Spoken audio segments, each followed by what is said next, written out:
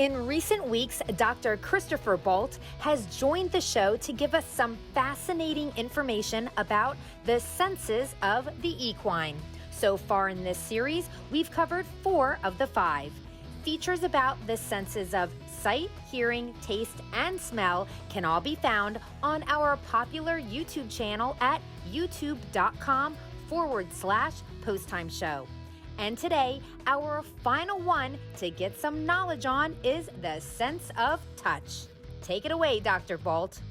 The equine sense of touch is an important element for the horse. A horse's skin is tougher than ours, but still rich with nerve endings.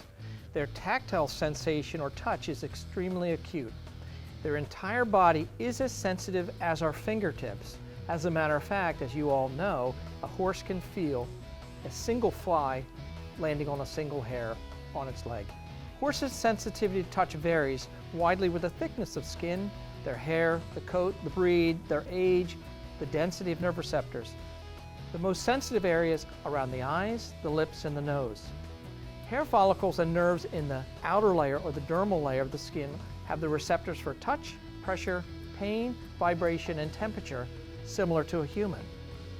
Horses use their sense of touch to navigate in their environment, but also includes how they experience being touched by others. Horses like to be stroked gently in certain areas, and other areas they don't really like it, and you'll see them pull away. Usually the tip of the nose is very sensitive. Where a horse would be girthed up would be sensitive, and also the abdomen. You get a lot of reactions. But a lot of areas, if you do firm but gentle pressure, they really enjoy it. I usually recommend when a person first comes to meet a horse, they meet them on the side of the neck in a non-threatening manner.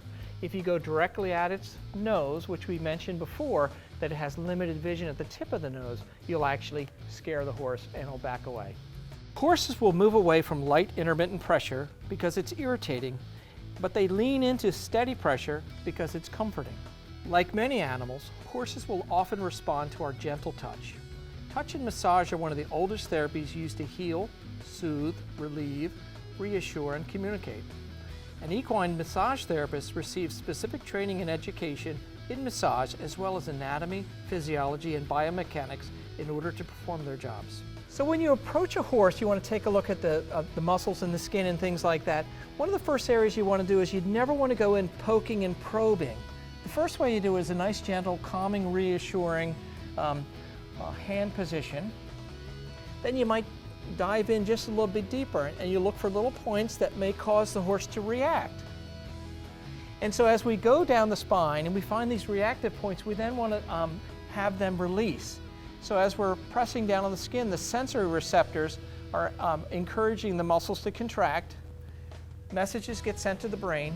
The brain just sends a reflexive message down to cause for a relaxation. The next thing that happens, as you can see, is sometimes the horse will begin to lick and chew as it relaxes its muscles. That's a very good sign. As you begin to work other areas of the horse's anatomy, for example, the scapular area or the humeral area, this is very important in standardbreds because of their gait. They often develop adhesions or stiffness in some of the muscles. When we take overall look at a horse, you want to look at the skin because the skin happens to be the largest gland of the body. So we always take a look to make sure the coat is nice all the way around the body. Different sheens of hair can give different indications of their health condition. Hair that's missing or patches, bite marks from other horses, very important in helping us determine what's going on with a horse. As you can see that there's going to be a lot more sensitivity around the horse's mouth, around their eyes, because that's just a natural defensive mechanism. We mentioned before that a horse has 12 muscles that supply the tongue. And a lot of these muscles will attach to these bones in the neck that are called the hyoid bones. As the horse uses a bit and as they're controlled by the bit, they can get a lot of tension in these muscles. When they get tension in these muscles, if these muscles aren't released when they're supposed to be, a horse can refuse the bit, become hard-mouthed, or start to have different troubles in their behavior. So gentle massages along these muscles like the hyoid muscles, the sternohyoid muscle, the omohyoid muscle can really help the horse have a much better quality of performance by relaxing the muscles. Standardbreds typically run with head poles and run straight, so I often suggest that the owners or the trainers engage the horse in bending exercises. Left side, right side, down and back, just like we would with a human. The more supple the neck is, the more correct the posture is going to be of the horse, and the more efficient the horse is going to be in running, and the faster the horse is going to run because it's much more comfortable. With the hind end being the motor or the power for the horse, it's very important that the hamstring muscles in the back are going to be nice and flexible, as well as the quadricep muscles, as well as the supportive muscles for the back and the pelvis.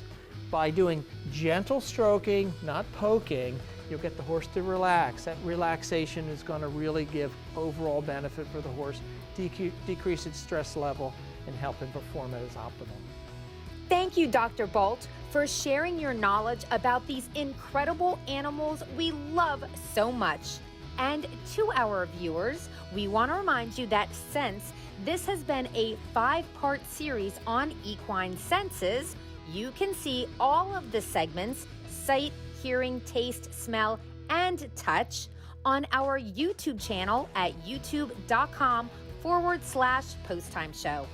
By the way, if you would like to contact Dr. Baldt, just log on to his website at drbaldt.com.